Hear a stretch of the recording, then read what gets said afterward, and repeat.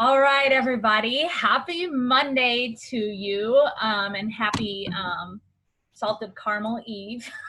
I am so excited to host this call tonight where my girl, Elena Antanashi, did I say that right?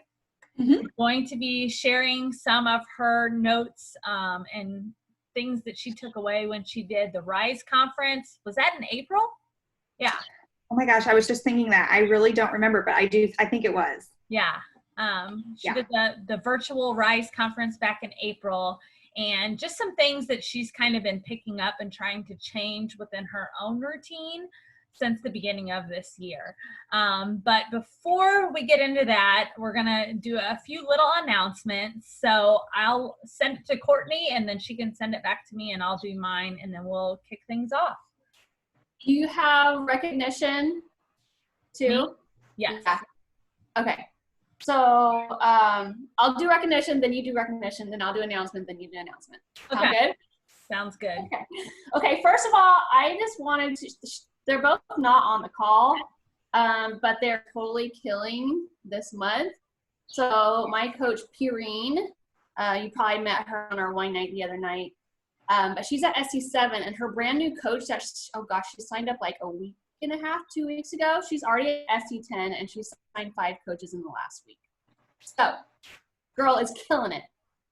They're both like gonna hit diamond somewhere soon. So I just want to shout those 2 girls out, and then I'll let you do your shout outs, and we'll do announcements. Yes, so my main recognition was my coach Belinda hit diamond last Thursday, so she's a lifetime and paid diamond rank coach, which means pending some orders that are supposed to be going through tomorrow. One of them's going to be a salted caramel, and another one's just her regular Shakeology order. Our Team Misfits should go into 2-star qualification on Thursday, which is so exciting, like literally getting chills thinking about it, because I know the next 6 weeks, once we go into qualification, will be a lot of sweating bullets and checking down lines and over and over and over again. But I know that this is like the next big step for our team. And I know that, and I even told Belinda this, that I said, once you hit diamond, you are going to show the rest of our team what is possible. Because I said, so far it's just been me. Like, I hit diamond, I build my husband to diamond. So you're showing the rest of our team what's possible when you build a team of your own and coming into the leadership role. So I said, you're just going to be packing on the momentum for our team. And I said, it's an honor to be able to do that. Like, and so I think that was kind of like the last little like step she needed to be like, okay, like I'm ready, let's do this. So I'm super excited for her, super excited for our team. And I know that, like I said, it's just like the next step into like this blossoming and this boom of more energy and more excitement for what we get to do. But most of all, like being able to change more lives. Like when our teams grow and our coaches' teams grow, that just means more and more people's lives being changed. Like if you think about it, getting to diamond is 12 coaches. That's 12 more lives being changed. If even 1 or 2 of them decides they want to do the business, then that's just more and more lives being changed. So it's just this ripple effect. That's a really cool thing that we get to do as coaches. And if we just, like, I always think, like, if I had stopped at diamond and not continued to pursue this business further, every single woman that I have that's actively coaching on my team right now would not be on our team. And that's a very powerful thing to think about. So if people just go for diamond and then stop, like they're missing out on this even bigger opportunity to really see what this business can do, not just for them, but for the people that they can bring into this with them. So super excited for our team, super excited for things that are coming. So now I'm going to pass it over to Courtney for some announcements. Okay, well, we all are very excited for salted caramel that comes out tomorrow, and I hear that it's like super amazing, and I think all the elite coaches got to try a sample of it. So like some of them are saying like it's so good with like a shot of espresso or like cold coffee in it. So I'm super excited to try it. I just got word that it is supposed to drop live tomorrow at 9 a.m. Pacific. So be on the lookout. So that'll be Oh, I got 11 my time. 12 Eastern. Yep. Noon Eastern. That's exciting. Yeah, I'm excited for it just because I think it'll be a better like grab and go flavor. Like if I'm out and about and just want to shake it with like water or ice, I think it would be really refreshing in that way.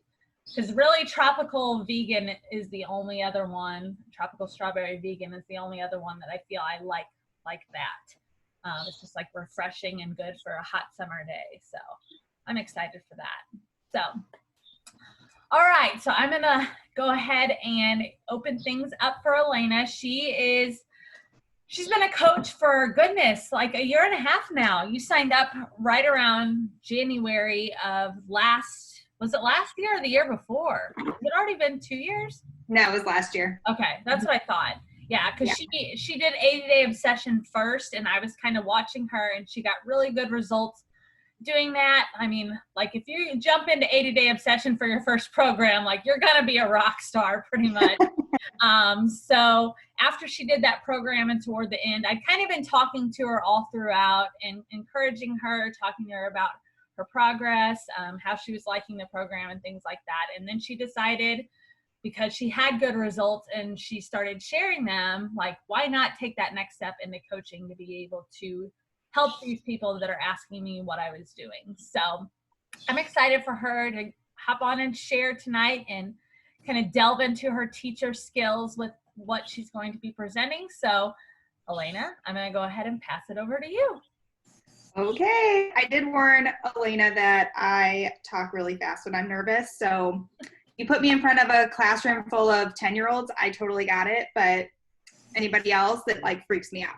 So I apologize in advance if I speak very quickly. But I'm excited to be here. So thank you guys for joining me. And if you're catching the replay, thank you for taking some time out to watch. Elena approached me, I don't know, a week or two ago and asked me if I would be willing to share just some things that are working for me with consistency that I've really kind of honed in on since this whole quarantine. So just to give a little background, I did Bar Blend when it launched. I did the whole program, the 8 weeks, and then I started it right back over. So I did Bar Blend for 16 weeks straight. I was preparing for a trip to the Dominican for spring break. I had a really, really hard year teaching this year, so I was really looking forward to a nice break, and I wanted to work really, really hard on my health and fitness to feel really good about it. I did, and I had some amazing results.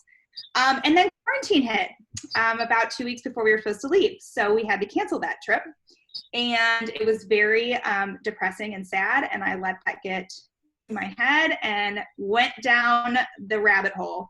So I've been working for the past 8 weeks now, doing 80-day obsession again, just trying to get back to my groove, I guess.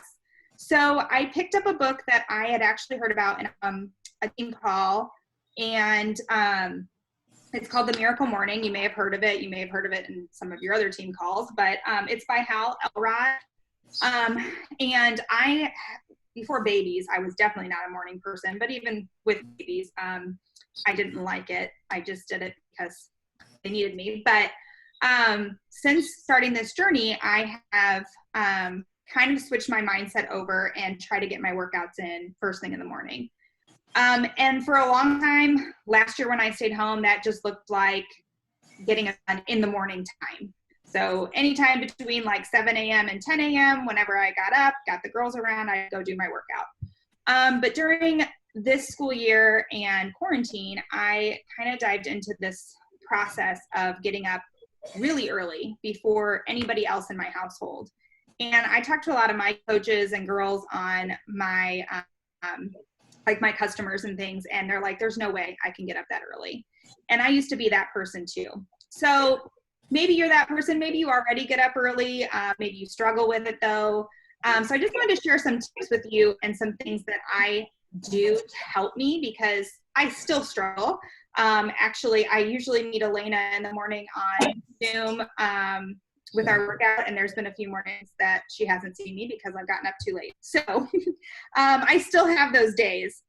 So I just wanted to share a couple of tidbits. If maybe it's something that you have been wanting to try, but you know you're not a morning person, or the thought of your alarm clock going off at 4:30 a.m. is like crazy to you, because I used to think the same way. But I have to say, when I have that extra time in the morning, not just to get my workout in, but to be done with my workout and my whole family is still asleep, is just a very glorious feeling. It really energizes me just because I get some time to myself before everybody needs me. And I found some tips. There's some awesome information in this book, but I kind of bullet pointed it for you just so if you don't want to read the book, you kind of get some of the information, but I highly recommend it. It's really a good personal development read if you're looking for one. So some bullet points that I wanted to share with you. One of the most important parts, and Hal Elrod even talks about this, is you have to kind of learn your body, and you have to make sure you're getting adequate sleep. So I was just mentioning this today. I know my body very well when it comes to sleep, and I have to have 8 hours of sleep. Like, it's very hard for me to function on anything less, multiple days in a row. So I know that about me. There are people who can function on 6 or 7 hours of sleep, and maybe some people even less, but it is really important to make sure you're getting quality sleep. And a lot of tips and research out there recommend 7 to 8 hours. But if you're not well rested, it's really hard for your body to get up and be energized. So that's the first thing to think about. Another thing that I've been doing for a long time, I've been doing this since I was a kid. Actually, my dad would take pictures because when I was a kid, I would lay them out like a person on the floor, but I lay my clothes out the night before. So I don't have to think about it at all. So whether that's my work clothes or back then my school clothes or my workout clothes, I have everything determined already and done with. So I didn't have to think about that the next day. I love matching my workout clothes. That's just something I get really excited about. So when I hit goals in my fitness, I treat myself to new workout clothes. That's just my thing. So I love getting all matchy and all those good things. So I get excited about picking out that stuff the night before, and then I'm pumped to get it to wear it the next day. So setting out everything that you need the night before. Sometimes I'll even get my cups and stuff ready for my Energize and my Hydrate, so I don't have to think about it in the morning. But definitely my clothes. This was a big one, though, that I've been working on the last few weeks, this third bullet point. It's also in this Miracle Morning workout. Miracle Morning book. And that is to visualize the morning that you want. So if you go to bed thinking my alarm's going to go off at 4:30, this is going to suck. I'm going to be so tired. It's going to suck and you're going to be really tired. But if you have this visualization before you go to bed, like, I am so pumped to put that outfit on. I am so pumped. Like, I started phase 3 today of 80-day obsession. Like, I can't wait to switch things up. Like, whatever it is that you can, even if you have to trick your mind. I saw something when I was looking these up earlier that's like, fake it till you make it, baby. Whatever it takes for you to visualize something positive and good to look forward to, you're going to have a much more successful morning and you're going to feel energized once you get going. So it even says, like, imagine waking up energized for the day and popping straight out of bed. So when you hear that alarm, like, I am a snoozer. It drives my husband crazy. But when I have that visualization, like, I'm going to get up when that alarm goes off the first time, it helps me kind of spring out of bed a little more than if I'm like, I'm so tired, I'm not going to get enough sleep, then I usually snooze. Another thing I learned from this book, and I've actually heard this before, but it's to optimize your alarm. So a lot of times they say put your alarm on the opposite side of the room so that you have to get out of bed to go turn it off. Maybe you've heard that. My alarm is on my cell phone, and my daughter's, what's it called? You know, the video monitor for her room is on my cell phone also. So I can't really put it across the room because I have to be able to hear it. in the middle of the night. So I've been putting it on the opposite side of my nightstand. So I actually have to get up even to reach the opposite side of my nightstand. And that's been helping quite a bit because my husband will start tapping me if it's going off and I'm not turning it off. Another tidbit is to head straight to the bathroom, which I do.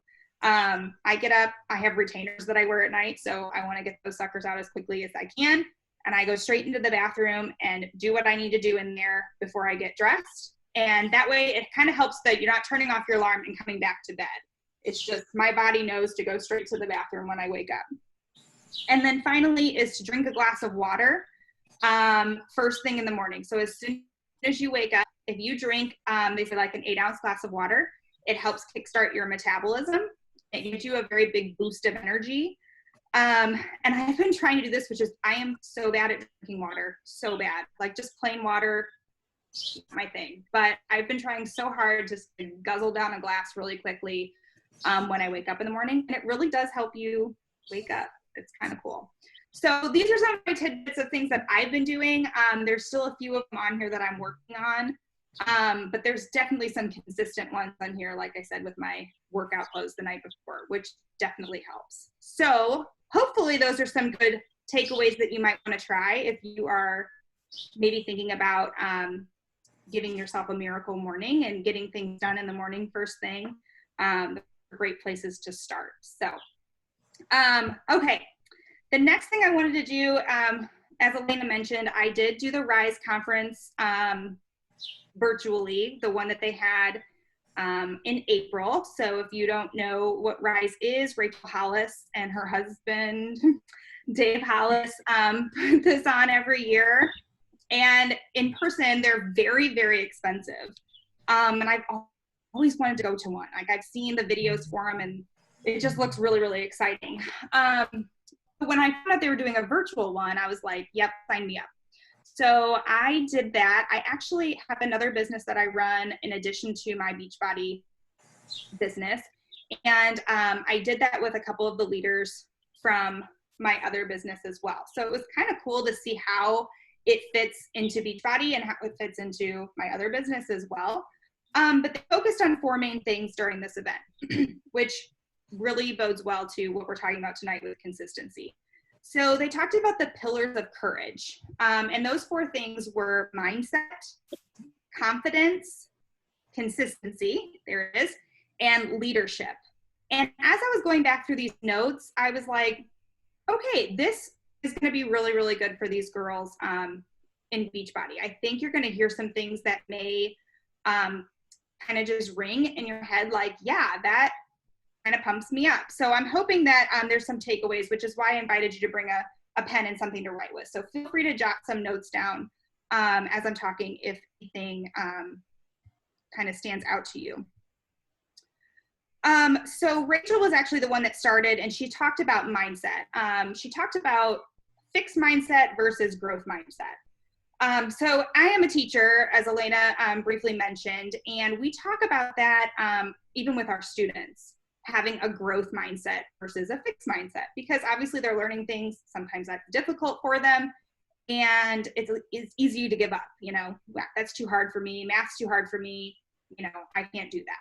So changing their mindset into this growth mindset of, okay, I can't do that right now, but these are the things that I can put in place to help me so that I can do that eventually.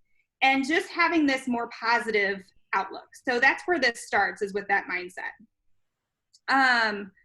So she went over some of those what ifs. And a lot of this was tailored to the quarantine because obviously everybody was having all kinds of feelings about that in April.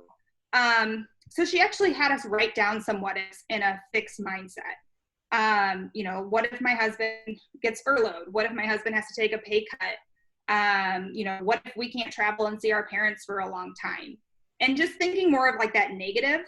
So fixed mindset is, make it a little easier to remember, is more of that like negative thinking. And then she had us switch it to a growth mindset. So a positive spin on it. So instead of what if my husband gets a pay cut, it turned into what if we just learn to cut back things we don't need. And then, you know, just kind of finding some sort of positive out of what could be a negative. So she asks you, you know, what is keeping you from the mindset that you want? What are some limiting beliefs that you have? So think about how you could have maybe applied that to your business. Even think about how you could apply that to your fitness and nutrition goals that you're sharing out there, that people can relate to, you know?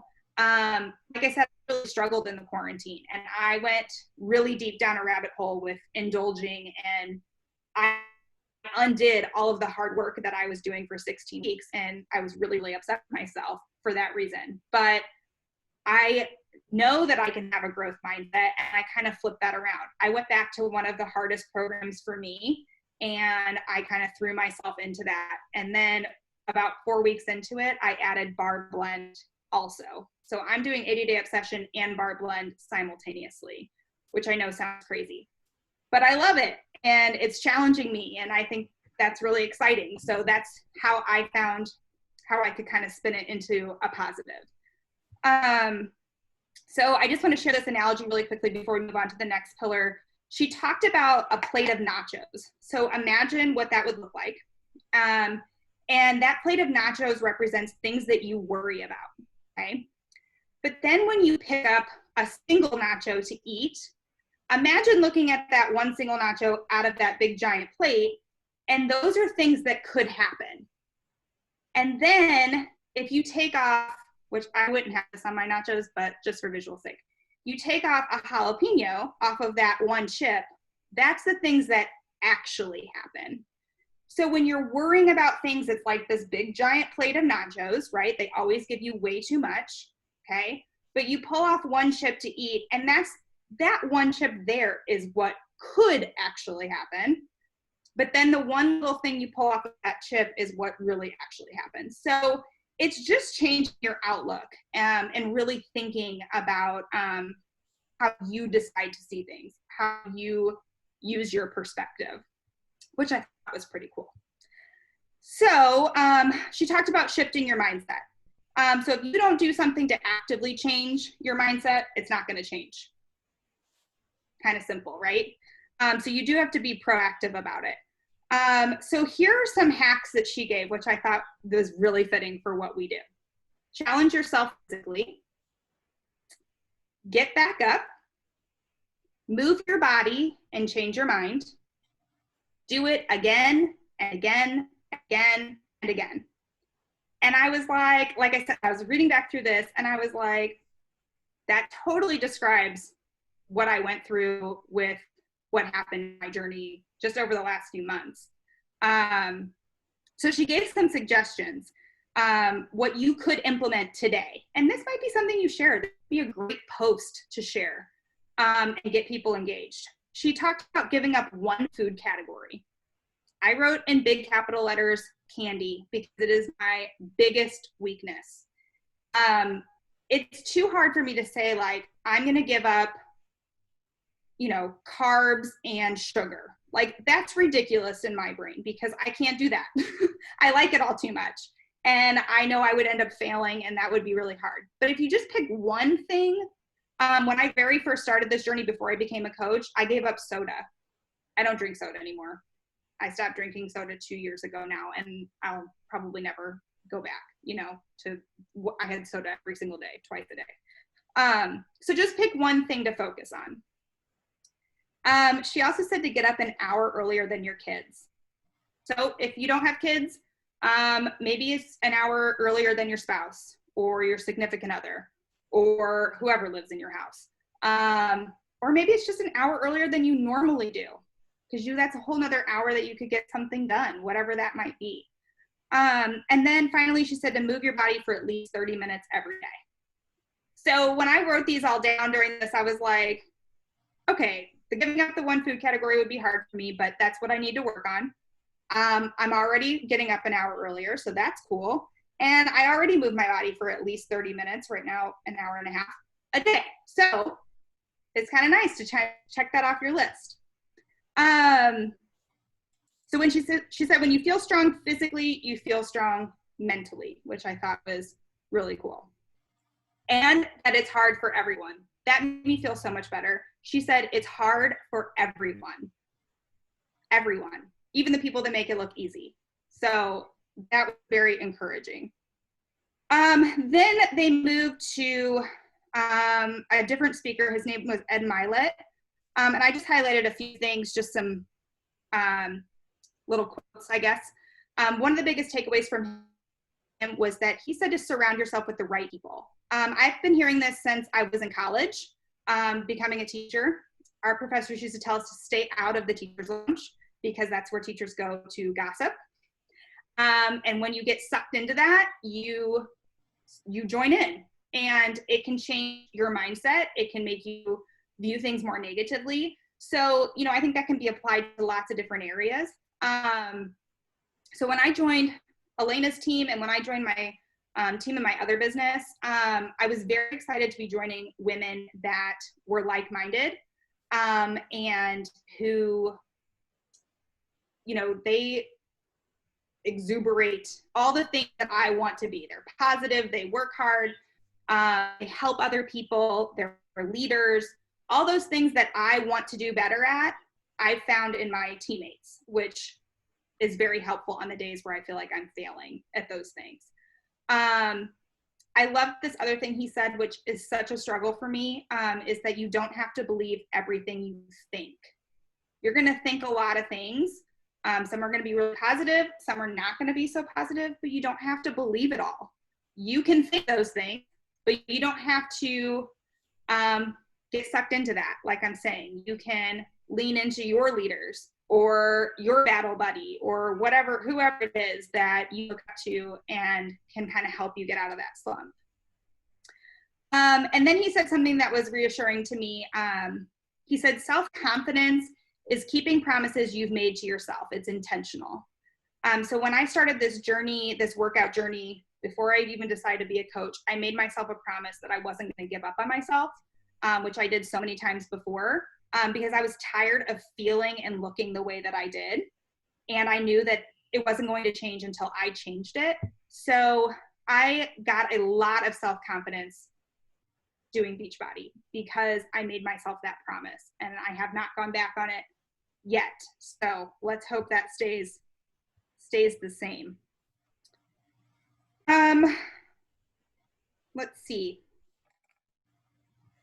A lot of it's just bullet points. I'm sorry. I'm just kind of going through, like I said, I don't want to take all your time, but Dave Hollis said to try something new, continuously improve.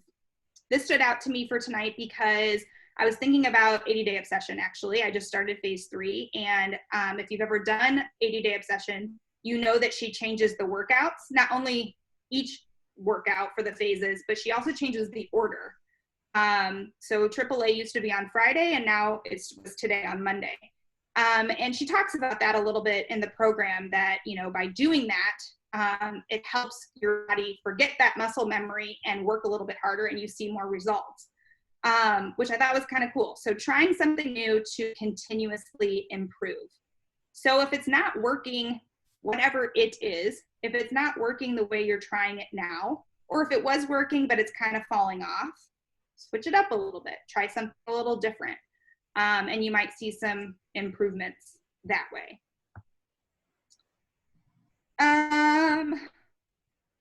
We went through a parenting one, which was kind of cool, but it was really focused on the quarantine thing. And then Rachel came back and talked about consistency. So being consistent, even when it's hard. This is so hard for me. So Elena and I talked today. She was asking me how it was going doing 80-day obsession and bar blend at the same time. And I was completely honest and said, when I wake up in the morning, when I go downstairs to get ready to start my workout, I usually post on my stories that I'm getting ready to start because it holds me accountable. But then, like, I think, like, today I was like, oh my gosh, I have AAA and then I have to do lean legs blend. And I don't want to do it. I didn't want to do it. But even when it's hard, I still do it. So that's one reason why I post those things, because I want to hold myself accountable. So if I post that I'm doing 80-day, or if I'm doing AAA and I'm doing lean legs, then I'm going to do it because I don't want to have to explain afterwards why I didn't. So that always helps me. But And then she said, what do I do on the days I don't want to do it? Anybody know what her response was? Do it anyway. And sometimes it's kind of like a punch in the gut, like, yep, that's true. But one of my favorite quotes is, when I'm finished, I don't regret it. So when I finish my AAA and my lean legs, I don't look back and be like, I wish I wouldn't have done that. You know, I feel really, really good. I'm glad I did it. So even when you don't want to do it, the days you don't want to do it anyway. You're not going to regret it. I think, she wrote a quote, we're not looking for perfection, we're looking for consistency. I actually have a shirt that says that. It's progress over perfection, but same concept. So we're not looking to be perfect. We're not perfect. Nobody's going to believe that we are, but we can be consistent. Joel Freeman, on one of his, I can't remember when that was, it was during quarantine, he did a Zoom that I was on. And that was something that he said, somebody asked him about posting workouts, like in our stories, which I've done almost since I started, but he said, that's great if you're going to do it, but if you're going to do it, you can't stop doing it. Because the moment you stop doing it, people are going to be like, see, she said this works and she's not even doing it anymore. And all that does is just push me even harder. Like, that makes me more accountable every single day. So just think about that consistency piece. Maybe it's going to look different for you. You know, you can't compare your day, whatever, to my day, whatever. So if you're not quite there yet, or you are way past that, you know, whatever it is that you can take that nugget of knowledge with consistency, and how are you going to apply it to your business, to your fitness, to your nutrition? I challenge you to maybe write that down before we leave. What's one way you're going to be more consistent? And don't start next Monday, you know, start tomorrow. What are you going to do tomorrow that you're going to try and make a habit? Drink more water, get up at 4:30, do 2 programs at once. I don't know. So that is my little nugget. So hopefully you had something that maybe stood out to you. I would love to know what it is. If you want to go back into Elena's post for the event and comment it, I would love to know what you're working on. I'm sure your coach would too, but that's just inspiring to me to read what everybody's working on. But hopefully, like I said, you found some nugget that you can pull from this evening, and maybe something you'd like to work on starting tomorrow, maybe tonight, maybe lay out your workout clothes. I don't know. But I really appreciate y'all listening to me. Hopefully I didn't talk too fast. And hopefully, like I said, you were able to take something from that. So if you have any questions, I'd be happy to answer the best I can, or comments or anything like that. Just let me know. I really like the plate of nachos analogy. Yeah, wasn't that good? I wish I could say that was mine. It wasn't. Yeah. It was Rachel's. But It also made me really want some nachos. So sorry. Nachos do sound good. You're right. Minus the jalapenos for me, but yes. Yeah, that was a good analogy. That's really funny. Y'all say nachos. That's exactly what I'm making. Oh, so jealous. Are you close to Georgia by chance? I am not anymore. I'm originally from Tennessee, but I moved to Texas about 2 years ago. So oh, bummer. Okay. Those do sound good now. I have popcorn in my head, actually. You mentioned popcorn earlier, and I have not been able to stop thinking about popcorn. So yeah, that's probably where I'm headed next.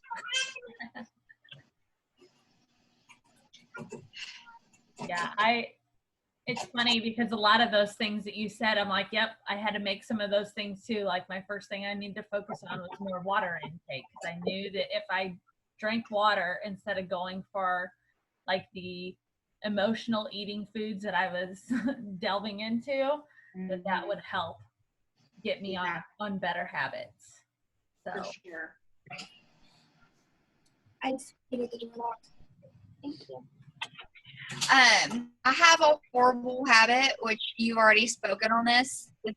I feel this in my soul when it comes to this. I have a horrible habit of doing my workouts at night.